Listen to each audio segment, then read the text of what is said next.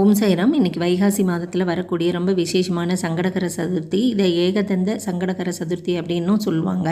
இந்த நாளில் நம்ம பிள்ளையாரை வழிபாடு பண்ணோம் அப்படின்னா நமக்கு வேண்டிய வரங்கள் எல்லாமே கொடுப்பார். முக்கியமாக காரிய தடைகள், பிரச்சனைகள், தொழில் சம்மந்தப்பட்ட, வியாபாரம் சம்மந்தப்பட்ட பிரச்சனைகள் எது இருந்தாலும் அது நீங்கும். நல்ல ஆரோக்கியம், வீட்டில் செழிப்பு, மகிழ்ச்சி இது எல்லாத்தையுமே கொடுப்பாரு.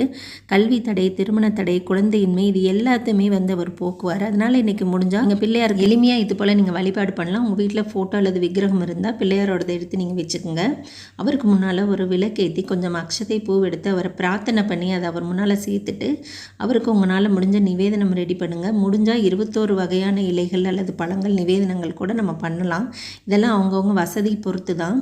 அல்லது அவருக்கு அருகம்புல் ரொம்ப பிரியமானது, அதையும் வெள்ளை இருக்குது, இது மாதிரி நீங்கள் அவருக்கு ஆஃபர் பண்ணிவிட்டு தூப தீப நைவேத்தியம் காமிச்சு நீங்கள் வேண்டிக்கிட்டீங்க அவங்க பிரச்சனைகள் எல்லாமே நீங்கும். பூஜை முடிச்சுட்டு நீங்கள் வெளியில் போய் சந்திரனையும் வழிபாடு பண்ணிக்கிறது ரொம்ப நல்லது.